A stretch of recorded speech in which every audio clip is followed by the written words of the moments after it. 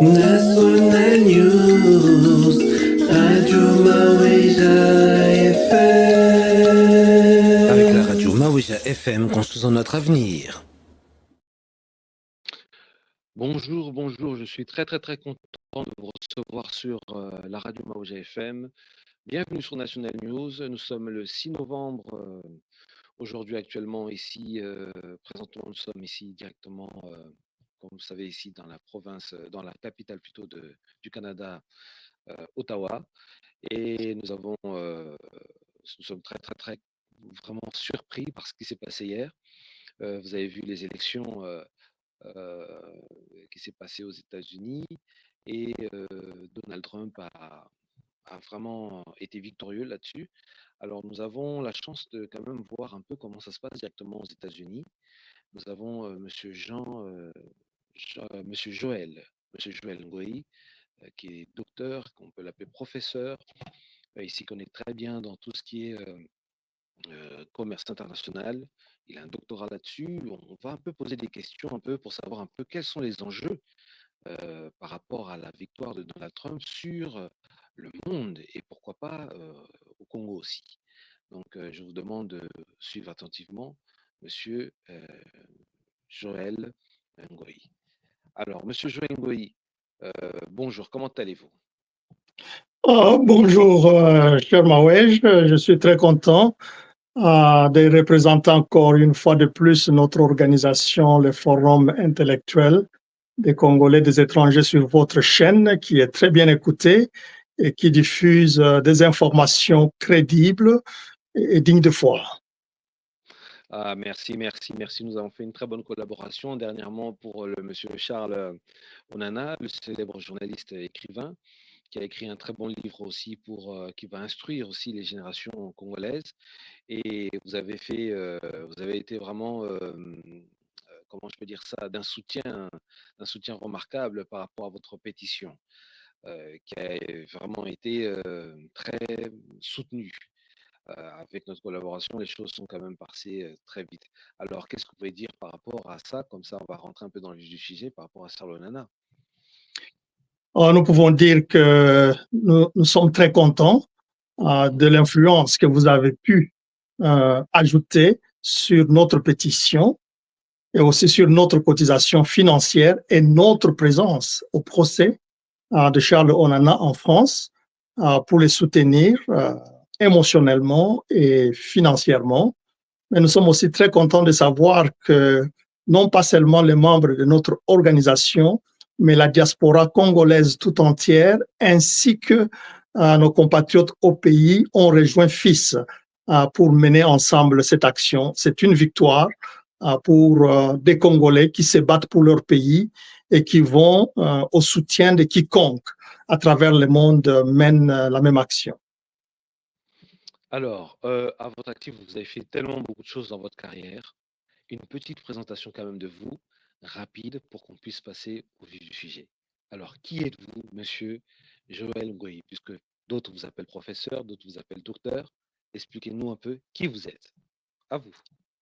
Merci beaucoup. Je me reconnais premièrement comme ces Congolais compatriotes qui, depuis jeune âge au pays et ici, à travers quelques structures politiques comme l'UDPS, a lutté pour l'avènement de la démocratie dans notre pays. Je me reconnais aussi comme celui qui continue à penser que les intellectuels soutiennent la politique de leur pays par des analyses et des propositions intelligentes, non pas des critiques acerbes sur les dirigeants, de telle manière qu'ils puissent recevoir les propositions qui sont faites. C'est dans ce cadre-là que FIS a été créé, dont je suis le président international. Nous réunissons la diaspora à travers le monde entier pour combattre et participer activement à un Congo meilleur. Dans les autres aspects professionnels, je suis professeur à l'université ici aux États-Unis, où j'enseigne le commerce international et le management. Du point de vue formation, j'ai donc ce doctorat en commerce international avec une expertise avérée sur l'AGOA, qui est African Growth and Opportunity Act, ce programme de commerce qui lie les États-Unis aux pays africains. C'est là ma spécialité et c'est à travers cette spécialité que j'ai contribué au combat pour que la RDC retourne dans l'AGOA, pour que la RDC en 2025 organise le forum AGOA à Kinshasa qui pourra réunir les sommités du monde américain et africain sur Kinshasa afin de réfléchir sur les relations avec les États-Unis. Bon, brièvement, c'est ce que je peux dire de moi. Merci beaucoup. Nous avons vu votre parcours. Nous sommes très surpris par ce parcours qui est quand même, c'est un grand parcours. Alors, cet avènement qu'il y a eu maintenant au niveau de la politique, au niveau de ce qui s'est passé aux États-Unis, entre Kamala Harris et Donald Trump, comment avez-vous trouvé ça?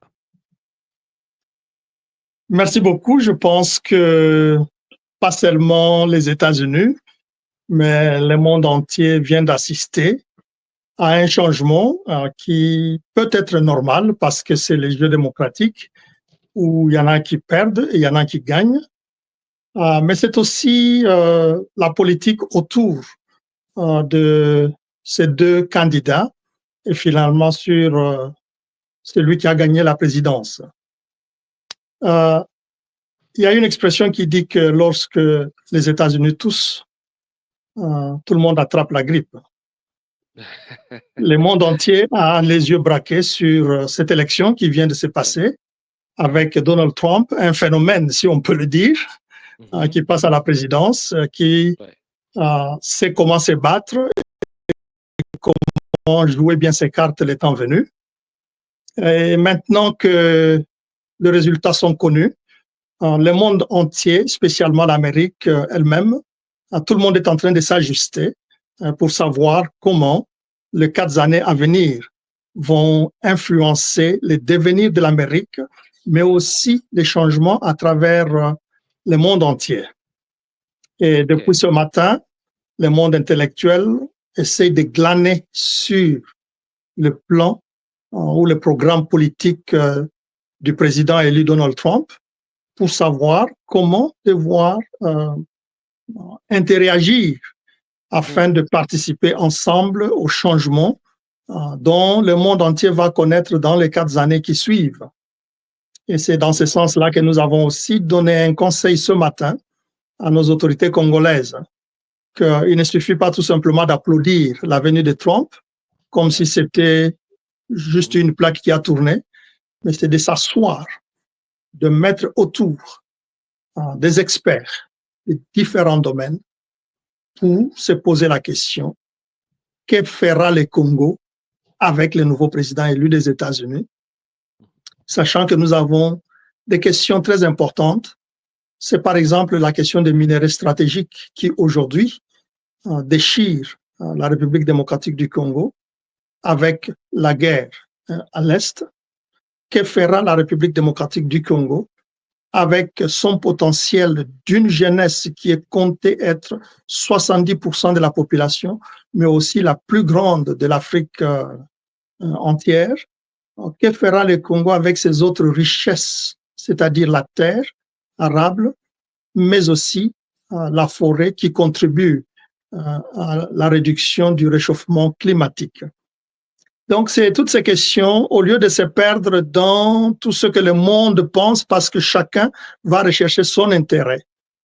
Nous, la diaspora congolaise, ensemble avec nos autorités politiques à Kinshasa, nous devions nous asseoir pour rechercher les intérêts du Congo à travers ces changements tant souhaités et tant aimés par plusieurs. Super. Alors, nous allons voir un peu quelques images de Donald Trump qui a fait un peu son petit discours hier. Qu'il était très ému, c'était vraiment rare de le voir comme ça, et très ému. Donc, on va voir un peu Donald Trump un peu sur ses émotions, et nous allons revenir directement de suite sur notre fameux monsieur.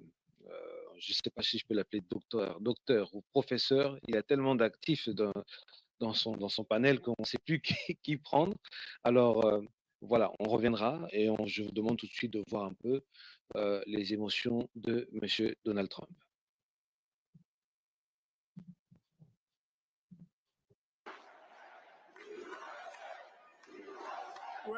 Eh bien, je veux tous vous remercier.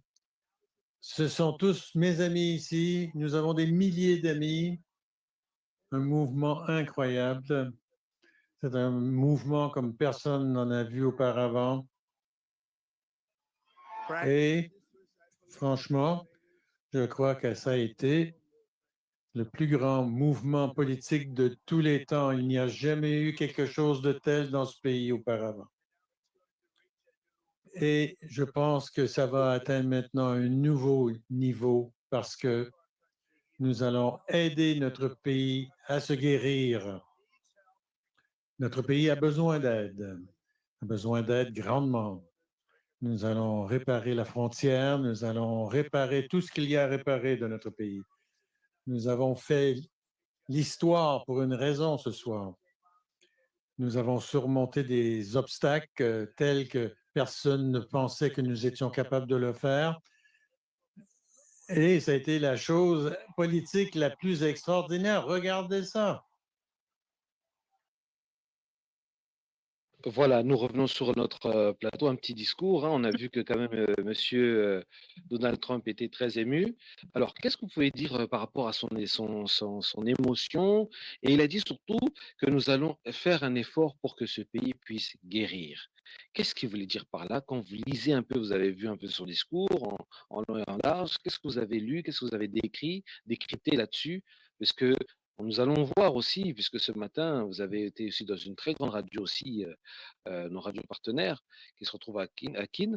Vous avez exprimé certaines choses là-bas directement à Kinshasa. Donc, ça serait important qu'on puisse un peu comprendre ce que vous en pensez et puis on reviendra directement sur vous. Oui. C'est un discours très émouvant d'un Donald Trump qui habituellement utilise je veux faire, mais cette fois-ci dans l'acceptation, il dit nous allons. Qu'est-ce que je comprends par nous allons agir ensemble où nous allons guérir notre pays par rapport surtout à la politique étrangère? Oui, c'est tout à fait vrai que ces pays, les États-Unis, étaient si déchirés durant la campagne présidentielle qui a duré le plus longtemps et qui a coûté des millions. Vous avez vu que lui-même a failli perdre la vie. Et tout cela n'avait fait que creuser la division entre les deux partis. Nous pouvons encore dire merci à Dieu, mais aussi à une démocratie réussie qui sait maîtriser des situations sous d'autres cieux. Je crois que les choses allaient être mauvaises. Et il est tout à fait normal qu'un chef d'État arrive à dire « nous allons guérir les plaies qui ont été créées par la course à la présidence ». Un bon exemple, dans notre pays, la République démocratique du Congo, où nous avons des opposants qui n'ont jamais accepté que quelqu'un a gagné le pouvoir et qu'ils peuvent travailler ensemble pour guérir le pays qui a tant souffert. Là, c'est la première leçon que je glane de cela. Lorsque Trump dit « nous allons » et qu'il met tout le monde ensemble, qu'est-ce que ça veut dire? Dernièrement, dans une autre interview, je disais que la politique américaine étrangère n'est pas décidée par le président de la République seul. En face de lui, il y a toujours le Congrès américain qui approuve, qui recommande, qui arrête et qui permet, parce que c'est ça son rôle. Mais il y a toujours dans le secret ces 23 ou 26 agences de sécurité. Beaucoup de personnes pensent que les États-Unis n'ont que la FBI et la CIA comme agence de sécurité, mais il y en a 26 ou 23 qui, elles toutes, mettent ensemble les compétences, l'expertise et les efforts pour dresser la politique internationale des États-Unis. Il va certainement regarder à ces milieux-là pour apprendre, pour savoir comment ajuster sa politique de campagne par rapport à ce que les données de ces grands services de sécurité gardent. Ce qui veut dire que le pays comme la République démocratique du Congo devra non pas simplement regarder au programme de Trump, mais se dire qu'est-ce que les autres services américains pensent de nous et qui peuvent, dans le secret, influencer la politique de Donald Trump. Et là, permettez-moi de chuter sur le domaine que j'aime beaucoup, qui est donc le commerce international entre les États-Unis et l'Afrique.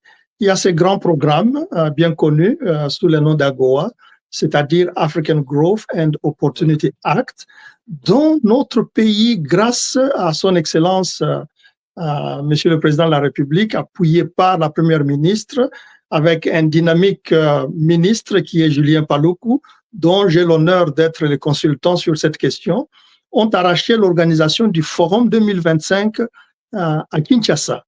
Qu'est-ce que cela veut dire par rapport à ces nouveaux pouvoirs? Ça veut dire que le Congo a l'opportunité de s'approcher de ces grands hommes politiques et influencer sa politique africaine, influencer sa politique avec la République démocratique du Congo. Et cela n'arrive que sur base d'un travail bien pensé, bien réfléchi, qui met autour plusieurs autres domaines et personnes pour que la République démocratique du Congo se dise « voici l'occasion » de proposer aux États-Unis, non pas d'attendre des États-Unis, mais de leur proposer ce que nous croyons comme politique qui peut aider le monde entier à bénéficier de minerais stratégiques. Alors, on va amener le monde entier à mettre fin à la guerre à l'est de la République démocratique du Congo. Super, super. Alors, juste là, justement, juste ce matin, il n'y a pas longtemps, en plus, vous avez dit, vous venez de me dire qu'il n'y a même pas très longtemps que vous étiez à Kinshasa et que il y a vraiment, juste, je crois vous avez dit ce matin, vous avez fait une interview avec la grande radio Okapi. Et on a trouvé très bien ce que vous avez fait et je pense que c'est important qu'on le mentionne un peu, qu'on voit un peu. Ce qui m'avait intéressé, c'était, donc il y a le grand titre là qui a écrit vraiment Élection américaine, le professeur Joël Ngoyi, excusez-moi, recommande à la RDC d'avoir un lobby fort pour valoir les intérêts congolais. Alors, plus bas, on va vous entendre un tout petit peu. On va essayer de mettre un peu ce que vous avez dit un peu, pour un peu entendre et rentrer dans le truc dont vous parlez, le lobby fort, hein. C'est cette coopération dont vous avez parlé tout à l'heure, mais surtout le lobby fort. Souvent, depuis des années, on entend parler. Est-ce que cette fois-ci, on va pouvoir vraiment construire un lobby fort?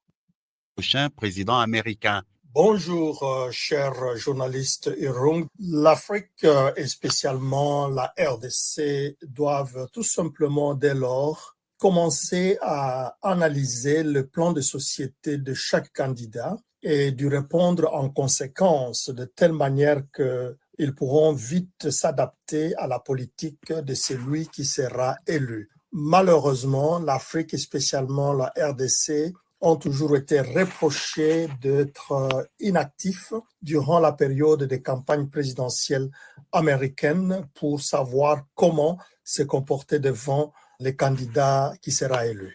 Nous avons parfois l'erreur de penser que le président américain élu détermine à lui seul la politique étrangère américaine. Celle-ci est déterminée par les services de sécurité américains qui étudie le Congo ou l'Afrique, et ces services sont autour de 23 agences. C'est aussi déterminé par le Congrès américain qui donne des orientations au président et ces derniers les alignent avec sa politique. Comment se comporter? Essentiellement, c'est le temps pour le Congo d'avoir un lobby fort, une diplomatie forte qui se concentre sur les questions de coopération politique, économique, militaire et de tous les autres domaines qui restent pour mieux connaître la politique étrangère américaine envers le Congo, mais aussi pour faire valoir les intérêts congolais.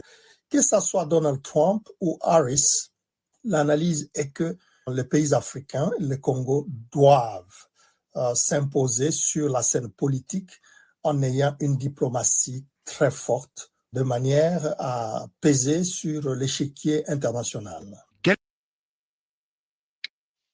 Voilà, nous revenons nous sommes de retour un peu sur notre plateau.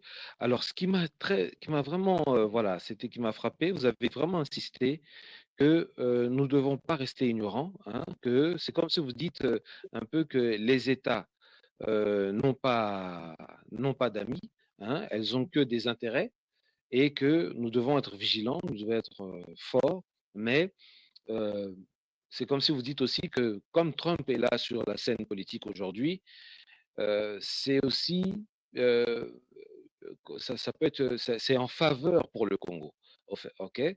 Et dans ce sens-là, vous dites que le lobby fort va pouvoir se construire. Bon, maintenant, le lobby fort, on parle de lobby fort, mais ça fait depuis des années qu'on en parle, depuis des années, des années. Qu'est-ce qui va changer cette année? Enfin, avec ce mandat, qu'est-ce qui pourra changer pour qu'on construise un peu ce lobby fort? Est-ce qu'il y a un nouveau écosystème au niveau du commerce, du commerce interne au Congo qui favoriserait en fait les allées et venues par rapport au business Amérique euh, Congo? Parlez-nous un peu, on voudrait comprendre qu'est-ce qui fait, on se pose beaucoup de questions, pensez au commun du mortel qui voudrait comprendre un peu comment ça se passe. Pensez pas comme dans votre forum des intellectuels congolais, hein, puisque là, il y a un QI qui est quand même très, très, très élevé, dont on s'adresse aux élites. Mais quand même, pensez un peu au commun du mortel lambda. Quelle est l'explication claire que vous pouvez donner par rapport à ça?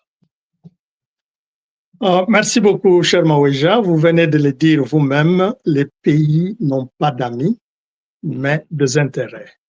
Ouais. Il y a une philosophie qui se propage en disant Trump est notre ami, Trump est notre ami. Il n'est pas votre ami. Bon, voilà. Il ne cherche que les intérêts américains. Voilà. Et c'est là-dedans, dans les négociations diplomatiques, qu'on dit oui, ces intérêts doivent être, comme avait dit le chef de l'État, gagnant-gagnant. Les États-Unis ont beaucoup à gagner du Congo, non pas à donner, mais à gagner. Il y a quelques années, quand Trump était au pouvoir, les minerais stratégiques n'avaient pas pris l'ampleur que ça a aujourd'hui. Il revient au pouvoir 4 ans après et trouve que les minerais stratégiques dominent le commerce international, les développements technologiques de pays. Trump ne sait plus dépendre de la Chine comme c'était quand il était au pouvoir. Parce que vous savez qu'avant le Covid, la Chine était le grand fournisseur. On les laissait aller dans le pays où il y a l'insécurité, où il y a la mort qui menace, prendre, transformer et vendre aux autres pays. Mais durant la période de Covid, la Chine a dit qu'il ne va plus fournir autant de composantes électroniques.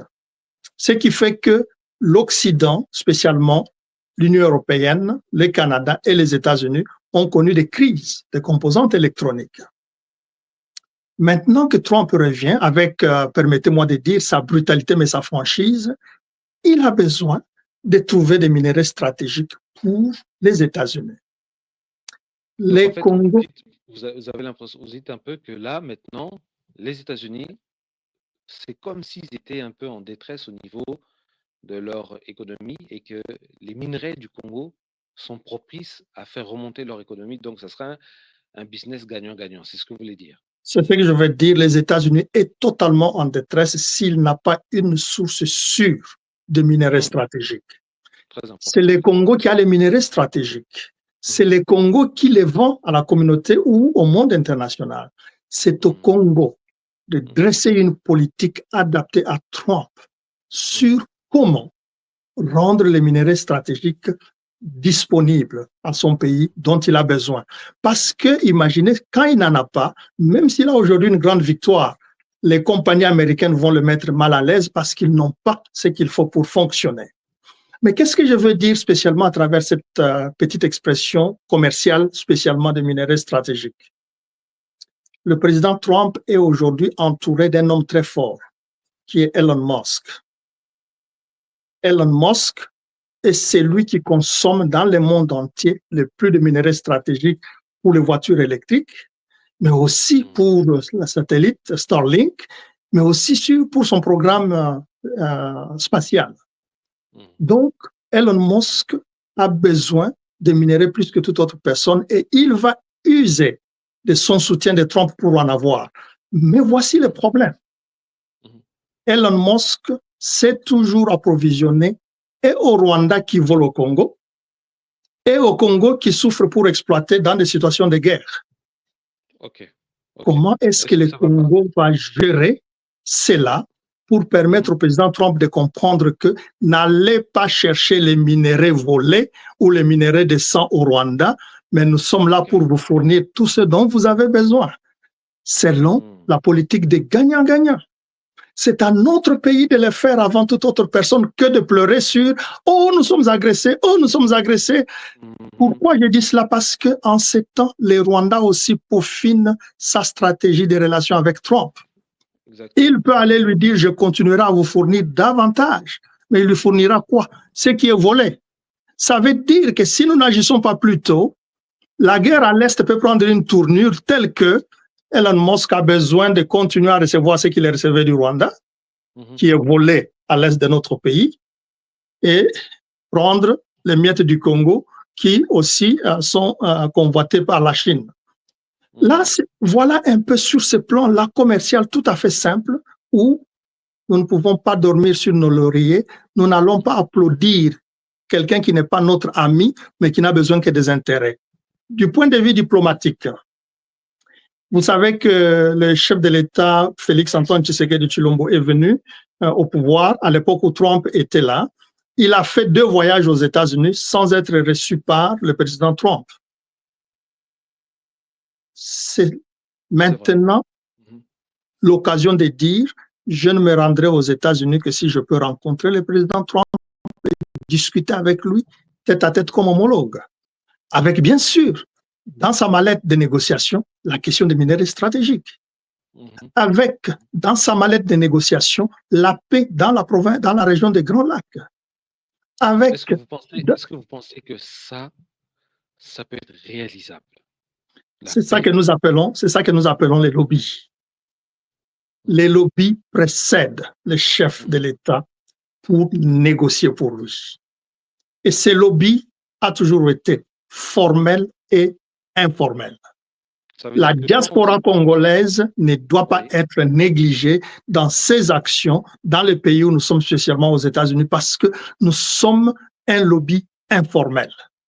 Nous créons des tuyaux, nous avons des relations, nous avons des idées et surtout que nous sommes partagés entre les 2 nations, où la plupart parmi nous, il y en a qui sont américains, mais d'origine congolaise. Mais il y en a qui sont restés congolais. Et c'est ici le moment de dire que notre pays ne doit pas balayer du revers de la main la question de la double nationalité. Elle demande de s'asseoir et de dire c'est un potentiel et non une menace. Donc là, on touche un peu à la Constitution un peu. Donc, entre autres, vous pensez qu'elle doit être aussi révisée quand même quelque part? Si on veut réviser tous les autres articles, pourquoi pas l'article 10? Comment les autres articles peuvent être exposés à la révision, sauf l'article 10? Mais nous, au Forum intellectuel, au Forum des intellectuels congolais de l'étranger, nous avons une proposition équilibrée, même face à la menace qui a été soulevée, que des étrangers pourront venir prendre la nationalité congolaise, spécialement en ceux des pays qui nous combattent. Nous avons déjà réfléchi à la proposition, elle est là et nous sommes prêts à la soumettre au chef de l'État. Un livre d'ailleurs, je peux vous dire, qui traite de perspectives de développement, réalisé par nos experts, vient d'être terminé et prêt à être présenté au public. Et là, nous abordons ces questions simples de la double nationalité, ces questions simples de comment développer notre pays en partant des relations internationales et des relations bilatérales avec les pays comme les États-Unis. Super, super. Alors, ce qu'on va faire, c'est que on va clôturer, puisque là, la radio est caprice. Vraiment, c'était une très belle émission. Il faudra qu'on reprenne encore en long et en large pour vraiment puiser. Alors, quel est votre dernier mot? Nous, on a pour coutume de faire le dernier mot dans une langue africaine. Alors, choisissez la langue africaine que vous maîtrisez le mieux. Et puis, choisissez la langue africaine que vous maîtrisez. Comme ça, on va un peu voir. Mais avant que M.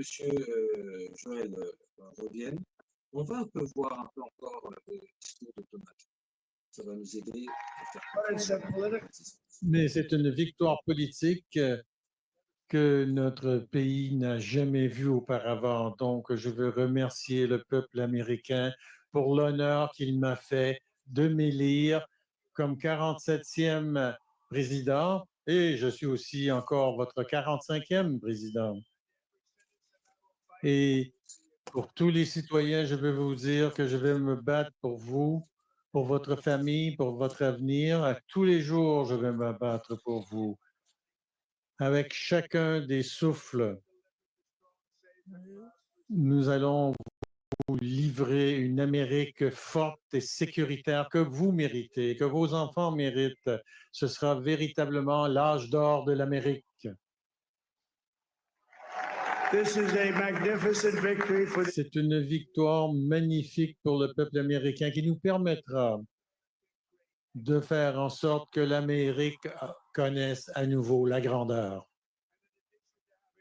Et en plus d'avoir gagné la Caroline du Nord, l'État pivot, j'adore ces endroits, la Géorgie, la Pennsylvanie, le Wisconsin, nous sommes en train de gagner maintenant au Michigan et en Alaska, ce qui veut dire que nous aurons au moins 315 votes électoraux. Voilà, nous sommes de retour sur notre plateau. Nous sommes très, très, très, très contents. Et comme je vous avais dit tout à l'heure, c'est vraiment bien puisqu'on on veut puiser en fait sur lui. Une dernière question. Maintenant, vous avez dit que vous êtes consultant extérieur, hein, consultant extérieur avec le ministre du Commerce, c'est ça? Monsieur Oui. Julien, avec Julien Paloukou. Est-ce que Monsieur Julien Paloukou a la même vision que vous êtes en train de projeter? Est-ce que c'est d'un commun d'accord? Et puis, nous allons conclure sur cela et puis vous direz un dernier mot en fait sur Office International. Oui. Merci beaucoup. Rapidement, permettez-moi de vous montrer les documents dont je parlais, qui est mis maintenant en public par FIS, où nous parlons de perspectives du développement de la République démocratique du Congo. Nous ne donnons que notre contribution. Merci beaucoup pour cette question qui est plus ou moins relative au commerce extérieur. Permettez-moi de dire que depuis bientôt 3 mois, je suis autour du ministre Julien Paloukou, un ministre très, très dynamique dans ce domaine de commerce international. Il me semble que partout où il passe, il laisse les succès. Il fait gouverneur, d'abord maire en tant que très jeune. Il est passé gouverneur, il est passé ministre à l'industrie, où nous voyons des entreprises naître au Congo. Maintenant, il est au commerce extérieur et il a un discours convaincant. Il a un discours équilibré sur les relations commerciales entre les États-Unis et avec d'autres pays, spécialement les États-Unis. Et je ne peux pas attendre de continuer cette œuvre avec lui à l'avant-plan, qui lui c'est lui qui lead à toutes ces discussions pour le compte du chef de l'État et du gouvernement congolais. Mais quelle est sa politique en fait? Sa politique, c'est de dire les difficultés qu'on reproche au Congo sont des opportunités pour le commerce. Il invite les États-Unis à ne pas regarder de loin et dire il n'y a pas de route, il n'y a pas d'électricité, il n'y a pas d'infrastructure. Mais c'est de considérer cela comme une opportunité parce que là où il y a des difficultés, c'est là où on investit. Là où il n'y en a pas, on n'investit pas parce que vous n'allez pas gagner, tout marche bien. Ça, c'est la première chose que j'ai bien aimé l'entendre mentionner. Deuxièmement, il mentionne le fait que les États-Unis reprochent le Congo d'utiliser les enfants dans les mines. Or, c'est dans les mines artisanales qu'on peut trouver des enfants. Ces mines ne représentent que 5% de l'exploitation minière au Congo. Ça veut donc dire 95% des minerais sont exploités dans les conditions normales au Congo et que les États-Unis ne peuvent pas trouver en cela une raison, sauf si on utilise l'adage qui dit c'est lui qui n'aime pas son chien, il est noir. Donc, oui, c'est tout à fait. Merci beaucoup de corriger cela. C'est lui qui accuse son chien de rage. Voilà.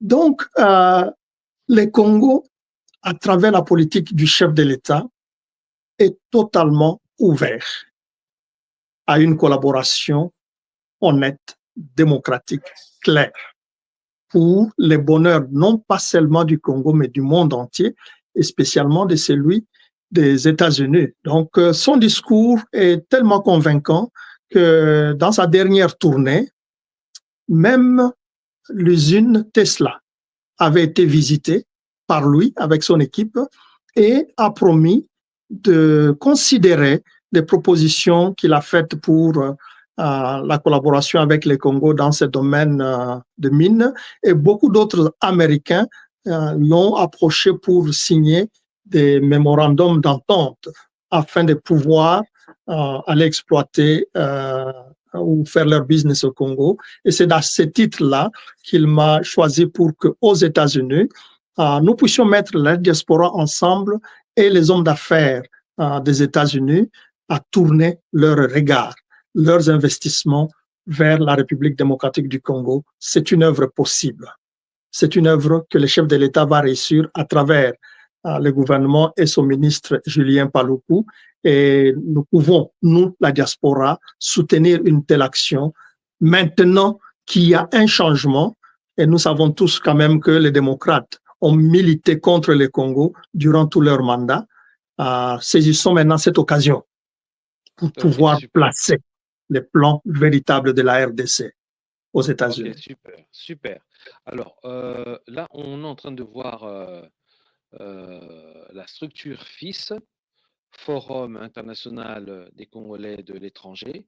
Alors, pouvez-vous nous dire juste un petit mot, hein, puisque on sait que, alors je vais un peu essayer de voyager un peu dedans, puisque je vois qu'il y a des branches, voilà, ici écrit FIS Congo, RDC, Belgique, Suisse, Canada, France, Australie, Sud-Afrique, Angleterre et l'Irlande. Donc, on voit que c'est un peu, il y a un peu des cellules qui se trouvent dans chaque pays, dans ces chaque pays-là. Alors, comment vous organisez? Ça, c'est la question qu'on se pose. Et félicitations pour toutes les actions que vous menez. Mais parlez-nous un peu pour les communs des mortels, pour qu'ils puissent comprendre un peu exactement ce que vous faites. Merci beaucoup. Que les gens ne soient pas dérangés par les mots intellectuels, ça ne veut pas dire des diplômes. Ça veut tout simplement dire que le commun des mortels, qui a un cerveau qui réfléchit, qui a des intérêts patriotiques pour notre pays, se mettent ensemble, non pas pour cribler le gouvernement ou les autorités politiques, mais pour analyser les situations en tant que des indépendants qui ne sont pas aux affaires et de proposer des solutions à l'autorité qui a la latitude de les prendre en considération ou de dire non, j'ai déjà un autre plan. Parce que ne pensons pas que le chef de l'État est totalement mal entouré. Non, il y a des personnes qui réfléchissent à tel point que certaines propositions que nous faites, elles sont peut-être déjà sur sa table ou ce que nous faisons vient enrichir ce qu'il est en train de faire. Le Forum des intellectuels congolais est né justement avec l'avènement du président Félix-Antoine Tshisekedi Tshilombo au pouvoir pour faire cette tâche que la diaspora a toujours fait dans le passé pour lutter afin qu'un Congo soit meilleur, mais cette fois-ci d'une façon organisée où des personnes se mettent dans des cellules, dans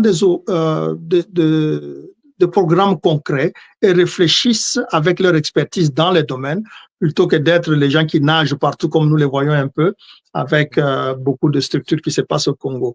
Mais nous avons remporté un succès très rapidement. Aujourd'hui, nous sommes la seule organisation de la diaspora qui a des membres à travers le monde entier, dans tous les 5 continents. C'est aussi la structure qui a su créer des bureaux de la diaspora dans le pays que vous avez cité, la Belgique, où c'est vraiment le plus dynamique, l'Australie, qui est aussi très dynamique, le Canada, les États-Unis. Mais parce que notre point d'atterrissage, c'est le Congo, nous avons aussi un bureau là-bas. Et notre particularité, que partout où nous nous installons, nous sommes légalement enregistrés par les institutions de ces pays pour exercer d'une façon légale. Quelles sont les actions que nous avons menées jusqu'alors? Nous avons réfléchi ensemble sur cette question de perspective de développement de notre pays. Nous avons réfléchi et fait des propositions sur l'article 10 de la Constitution, qui est la double nationalité, mais nous disons simplement qu'il ne s'agit pas de la double nationalité, il s'agit de la récupération de la nationalité qui a été perdue du fait de l'article 10. Nous avons initié des programmes agricoles, comme vous voyez dans cette photo-là, où nous sommes sur un terrain à Kasangulu, en train de penser à apporter notre contribution sur le plan agricole. Nous avons lancé des projets d'éducation, mais surtout, nous avons eu une action que nous appelons politique citoyenne très forte. Savez-vous que nous sommes la première institution de la diaspora à participer aux élections en République démocratique du Congo comme observateur international, mais aussi la première organisation à présenter le rapport des élections passées aux États-Unis et de convaincre les milieux américains sur le fait que ces élections-là étaient justes, correctes et transparentes. Et nous avons eu gain de cause. Bien sûr, nous ne parlons pas beaucoup de ce que nous faisons parce que c'est d'abord patriotique pour le bien de notre population.